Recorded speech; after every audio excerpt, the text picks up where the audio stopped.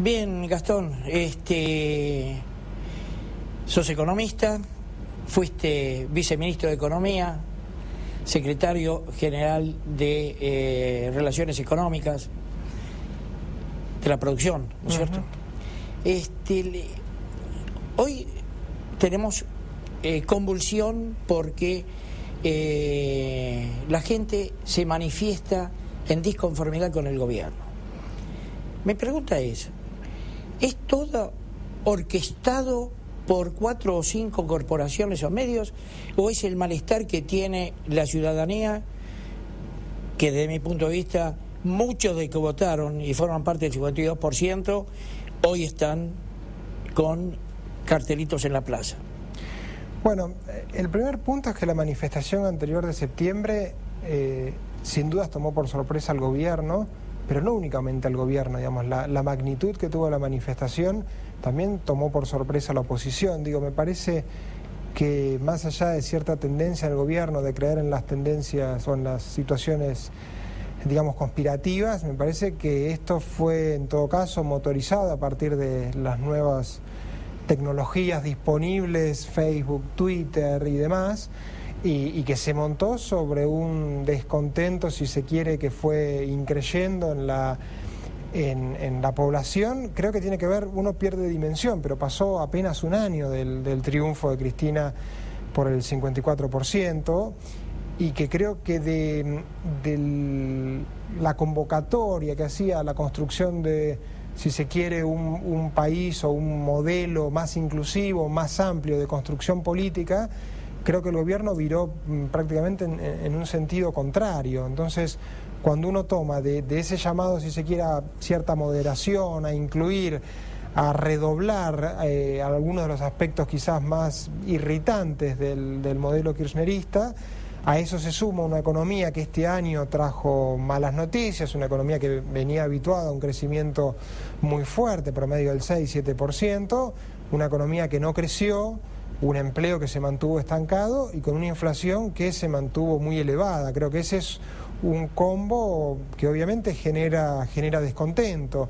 Y si sobre esa dinámica el gobierno, en lugar de volver sobre algunos de sus errores, reconocer, dar marcha atrás, sigue redoblando la apuesta ante cada nuevo desafío, creo que eso genera mayor descontento. Cada paso que da, de alguna manera, el gobierno está generando reacciones contrarias. La manifestación fue multitudinaria. De acuerdo a página 12, a 678, no había más de 20.000 personas, cuando a todas vistas sumaban miles y miles de personas. Entonces, eso aumenta el malestar, porque el gobierno nos miente, pero además es pertinaz en la mentira. Sí, yo creo que eso genera más irritación, tal cual decís. Lo mismo sucede, por ejemplo, con el tema cambiario. La gente sabe, ya sea por el motivo, y uno puede discutir si está bien o mal, o cuáles fueron las causas que llevaron a esta situación, pero que hay un criterio de restricción cambiaria y que no se puede acceder a dólares para atesoramiento al tipo de cambio oficial. Montado sobre esta realidad, el gobierno diciendo no existe el cepo, genera más encono, más bronca, porque ya roza el cinismo. Bueno, en este caso, yo creo que en ocasión de la manifestación de septiembre fue muy claro cómo el único medio que lo único que hizo fue reflejar la convocatoria fue TN, es decir, en la lógica del gobierno, creo que por eso explica el interés de avanzar a partir del 7 de diciembre con la ley de medios y el tema judicial. En la lógica del gobierno, las teorías conspirativas explican y están motorizadas, casi orquestadas ante cualquier episodio de ruido en la economía, en la sociedad, automáticamente se culpa a Clarín. Y creo que obviamente hay razones mucho más amplias. Gastón, hoy, sin movérsele un músculo al ministro debido, dijo que no tenían nada que ver con la falta de gestión y control para que las empresas concesionadas hicieran las inversiones que tenían que hacer para llegar a esto. Estaban muy ocupados en otra cosa y no se controló YPF, no se controló AISA, no se controló Edenor ni Edesur, pero el gobierno no tuvo nada que ver. Entonces, en lugar de hacer un mea culpa, decir, bueno, en fin, ganaría la simpatía de la gente si fueran sinceros. Entonces, esto lo que obliga es a demostrar más bronca todavía. Y no es por el dólar. Tenés la inseguridad, salís a la calle y no sabés si volvés. Tenés una inflación que es negada sistemáticamente. Una justicia que está totalmente entregada al gobierno. La corrupción invade todos los rincones del gobierno. Entonces, esa es la movilización, sí, no el dólar. Coincido. El dólar forma parte. Es apenas uno más de ese listado, y creo que en esto, digamos, de forma solapada, porque nunca lo hizo explícitamente la presidenta, creo que el hecho de empezar a instalar en la agenda pública el debate acerca de la reelección en una dinámica tan compleja es otro aspecto que tiende a poner más fuego sobre el problema.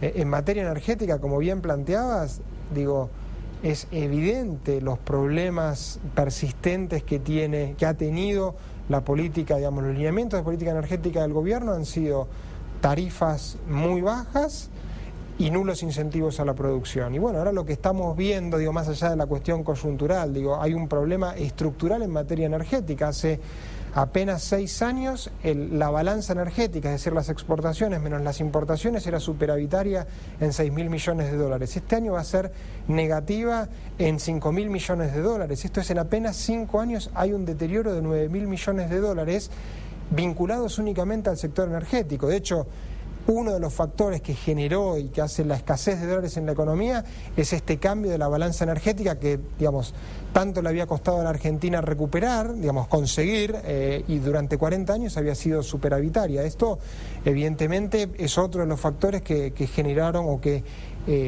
demandan más divisas a la economía. Gastón, pisaron las importaciones creo que sin hacer una evaluación de qué se debiera pisar y qué no, con lo cual pisaron todas las importaciones y ¿qué provocaron? Que los industriales no pudieran producir para exportar. Perdiste el cliente en el exterior. ¿Qué pasa? No, obviamente, aparte, especialmente en el caso de las pymes, el trabajo, la inversión acumulada que hay hasta que se consigue ganar un mercado en el exterior y que de repente se pierde básicamente ni siquiera por un marco normativo explícito, sino que en mucha medida depende de la discrecionalidad de un funcionario de turno que, sin ningún criterio que uno puede discutir, si se hace explícito en materia de me interesa desarrollar tal o cual sector, depende mucho más del buen humor de un funcionario que autoriza una importación. Yo creo que como funcionan otros aspectos el gobierno, primero hay un problema y después se encuentra la justificación a la decisión que se tomó. Es decir, había un problema, que había escasez de dólares en la economía, el Banco Central necesita dólares para que el gobierno pague los cumplimientos, honre los vencimientos de deuda. Entonces el problema era que escaseaban dólares, la sequía restó producción agropecuaria, con lo cual hubo que restringir las importaciones. Después se construyó el relato a partir de que eso se guiaba con un criterio de sustitución de importaciones un tanto errático, pero lo cierto es que el problema era la escasez de dólares. Oye, hablaste de sustitución de importaciones. Un país serio puede ir hacia un programa de sustitución de importaciones, pero no es algo que se hace de un día para el otro. Requiere mucho tiempo y facilidades a las empresas para reconvertirse y empezar a producir aquellas cosas que se están importando, sí, a niveles y calidad competitiva. Aquí se quiso hacer de un mes para el otro. Cosas, son incoherencias que le cuestan muy caro al país. Absolutamente, en el largo plazo son las cosas que terminan pesando. Hay una realidad objetiva que es, la estructura de las importaciones actuales es muy distinta de la que tenía la Argentina en la década del 50, cuando surgió el modelo de sustitución de importaciones. En la actualidad, 3/4 partes del total de las importaciones entran en el proceso productivo, con lo cual, si se hace de la noche a la mañana intempestivamente, cerrar las importaciones o trabarlas, lo que genera es menor crecimiento. Este año la economía va a crecer 0,5, el sector industrial va a tener una caída. Obviamente hubo factores externos, Brasil cayó la demanda de autos, impactó, pero el motivo central que explica esta dinámica estuvo centrado en las trabas, especialmente por el nivel de discrecionalidad, porque si uno mira cuáles son los incentivos que tienen hoy, especialmente las empresas grandes, multinacionales, a invertir, no les dejan remitir las utilidades y dividendos al exterior, de vuelta, no haciéndolo explícito en una normativa, sino de forma solapada. Tienen incertidumbre con respecto a si les van a permitir o no importar los bienes que necesiten para llevar a cabo determinados procesos productivos. Saben que van a tener más apreciación real, es decir, que la economía se va a hacer menos competitiva en el futuro. Sabe que va a haber mayor apreciación de los salarios en dólares. Digo, todas las señales son muy negativas para la inversión. Y en última instancia, cuando uno mira en el largo plazo, la única forma de poder, de alguna forma, moderar las presiones inflacionarias que de forma evidente tiene la economía es con más inversión, y se está yendo en el camino contrario. Gastón, YPF necesita inversiones del exterior. De lo contrario, seguiremos estancados porque plata para hacer las inversiones que se necesitan no hay. En este contexto, ¿van a conseguir plata para prospección y luego de la prospección el desarrollo de la producción? A ver, el yacimiento de Vaca Muerta es extremadamente rico y les brinda un potencial energético inimaginable al país. El problema es que requiere una inversión anual de 5.000 millones de dólares para poner en funcionamiento.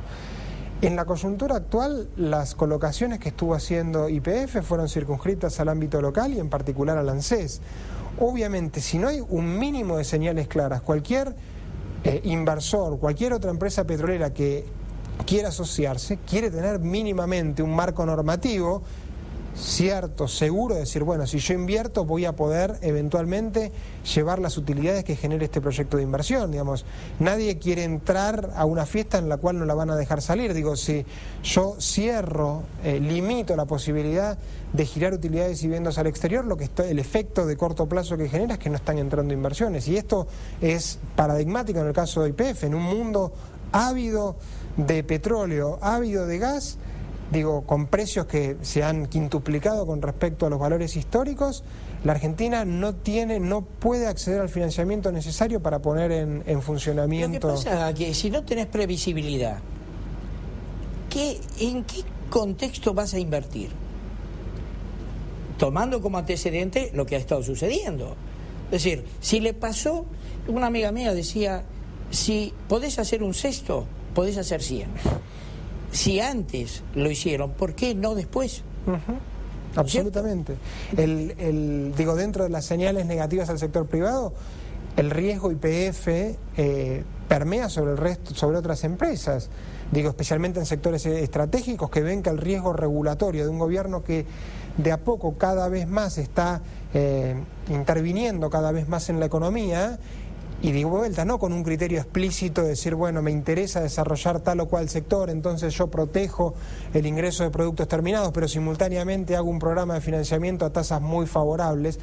No se observa un criterio racional de la política industrial en la Argentina, más bien es, si se quiere, artesanal en el mejor de los casos o intempestivo. El caso de YPF, yo creo que el gobierno pecó de cierto voluntarismo. Es cierto que YPF fue una empresa que remitió utilidades muy por encima de lo que hacen el resto de las empresas petroleras en el resto del mundo. Ahora, ¿dónde estaba el Estado, digamos, con su director que estaba dentro del directorio, pudiendo intervenir o pudiendo ordenar o moderar el comportamiento de YPF? Es decir, el mismo gobierno que avaló el comportamiento de YPF, especialmente desde la incorporación del socio local a partir del 2008, es el mismo que la estatizó de la noche a la mañana con un decreto de intervención que, digamos, las formas también importan en el largo plazo. Yo creo que va a ser muy difícil, digamos, hay una riqueza latente que es el yacimiento de Vaca Muerta, pero que va a demorar mucho en ponerse en funcionamiento y en producción.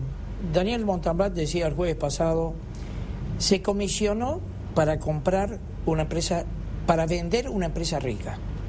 Y se comisionó para comprar una empresa pobre.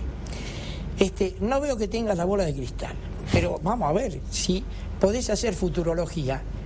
¿Cómo salimos de todo esto? El primer punto es si uno se fija y lo compara, ya sea con nuestra historia, con la situación que están teniendo buena parte de los países desarrollados, los desequilibrios macro que tiene la economía argentina son absolutamente manejables. Te diría que en algún punto la imprevisibilidad acumulada han sido tan amplia que con muy pocas decisiones, hasta algunas incluso más de forma que de fondo, el gobierno tiene mucho margen para enderezar la situación y para, de alguna forma, moderar los desequilibrios que tiene la economía. Si en un mundo que está ávido de buscar inversiones, Bolivia por primera vez en los últimos 100 años colocó $500 millones al 5%. La Argentina, sí, pero le ofrecieron 5.000. Absolutamente. Y la Argentina, el costo de financiamiento actual, los bonos están rindiendo en torno al 13-14% en dólares. Con muy pocas señales, normalizar el INDEC, dar una señal mínima de moderación, el gobierno haciendo explícito que le preocupa la inflación, convocando a los sectores empresarios y sindicales, decir que a partir de ahora va a haber un criterio más racional de la política económica, es decir, se va a moderar el ritmo de crecimiento del gasto, se va a moderar el ritmo de crecimiento de los agregados monetarios, obviamente pidiendo esfuerzos desde el sector gremial, una pauta salarial más moderada, desde el sector empresario, moderación en el ritmo de crecimiento de los precios. La situación es absolutamente manejable. Si el gobierno da estas señales, normaliza con el Club de París, obviamente desde la coyuntura actual nos parece un poco más la dimensión desconocida, pero si uno mira en términos de cuán cerca se está de esas decisiones, la verdad que es más la voluntad del gobierno que la falta de herramientas disponibles. El problema es que cuando uno, como te decía, los balances en términos históricos son muy acotados, pero cuando uno incorpora dentro de la futurología que planteabas cuál es el proceso de toma de decisiones, es donde empiezan a surgir las preocupaciones. La Argentina en los últimos años ha tenido una inflación en dólares del 20% anual. Los salarios en dólares subieron al 20% anual en los últimos años. Eso es imposible de sostener. Cuando el gobierno estuvo en la disyuntiva si devaluar o implementar controles cambiarios, optó por implementar controles cambiarios, con lo cual el atraso del tipo de cambio, es decir, la pérdida de la competitividad de la economía, no solo se mantiene, sino que se va a profundizar el año próximo. Mira, yo decía la semana pasada en este programa que probablemente con gente lúcida, 3 años de buena cosecha y enderezás el país en lo económico. El problema es cómo enderezás el país en lo social cuando vos tenés 2 generaciones que viven del subsidio y de las prebendas, y tenés chicos que nunca vieron trabajar al padre, y el padre que se acostumbró a no trabajar porque mordiendo un poquito de acá de allá sobreviven. ¿Cómo recomponés esa parte de la sociedad que es tan importante? Bueno, acá eso es notoriamente más complicado porque tiene que ver con el largo plazo, y la Argentina en este caso claramente ha dejado pasar el tren del desarrollo. Muchas veces los economistas nos quedamos en la coyuntura a largo plazo, si crecemos un poco más, si crecemos un poco menos, pero la verdad que en última instancia lo que hace crecer un país es incorporar mano de obra, más gente trabajando, incorporar maquinaria, tecnificando la economía para hacer que esa gente sea más productiva. Bueno, en los últimos años se fue recorriendo, si se quiere, un camino que no promovió la inversión, no promovió las ganancias de productividad. Yo creo que los problemas sociales en la Argentina han llegado para perdurar, que obviamente la disponibilidad de recursos hace que se pueda enfrentar, pero hasta tanto yo creo que el núcleo central tiene que ver con la educación, y hasta tanto no haya un shock educativo. Pensá que una persona, si hoy reformamos el sistema educativo, esa persona para que entre al mercado laboral tiene que pasar 15 años, 20 años si va a la universidad. Bueno, Para poder pensar en el largo plazo, en los 20 años hay que empezar hoy. Y en materia educacional, cada vez estamos yendo más hacia atrás. El principal factor de movilidad social que tradicionalmente tuvo la Argentina en su historia ha sido la escuela pública y la universidad pública. Y cada vez hay mayor segmentación en las generaciones actuales. Y este sesgo por selección lo que hace es que la escuela pública termine progresivamente nivelando para abajo. Te doy un dato. Hoy la pobreza está en torno al 25%. Es el triple del nivel de pobreza que teníamos en los 90, en el 95, cuando la tasa del desempleo era del 17%. Es decir, tenemos la misma pobreza, pese a que hoy el desempleo es un tercio del que teníamos en los 90. Eso evidentemente lo que está hablando es de un aspecto más estructural de la pobreza, que en primer lugar requiere políticas de largo plazo. En segundo lugar, requiere desacelerar, moderar la inflación. No hay política social más inequitativa, más desigualitaria que la inflación. Y en tercer lugar, requiere una política social más inteligente. Hoy el gobierno gasta en subsidios 6 veces más de lo que destina al programa de asignación universal por hijo. 6 veces más. En unos subsidios que están concentrados en buena medida en la clase media urbana, mucha de la cual se ha manifestado en contra del gobierno de forma paradójica, y que no necesita esos subsidios. Y el efecto que tiene sobre la estructura de consumo son perniciosos, porque hoy la brecha entre el precio verdadero y el precio efectivo es tan amplia que hace que esa brecha no se pueda corregir en el corto plazo, con lo cual, hasta tanto el gobierno no reformule muchos de los lineamientos que han sido, si te dijera, prácticamente constitutivos del kirchnerismo, la situación no va a mejorar, en particular en una economía que perdió los colchones con los cuales operaba. Además, no se puede pedir a aquellos que provocaron la situación que nos dé las respuestas que estamos esperando o las decisiones que estamos esperando. Sí. Quizás por un vicio, de juventud uno cree que siempre se puede mejorar, digamos, y las personas pueden aprender de los errores. Es cierto que la experiencia pasada no nos hace ser muy optimistas al respecto. Gastón, gracias por acompañarnos y a pesar de no tener la bola de cristal, nos dejaste algunas cosas para pensar. Un gusto haber estado en tu programa, gracias. Vamos a un corte, señor director.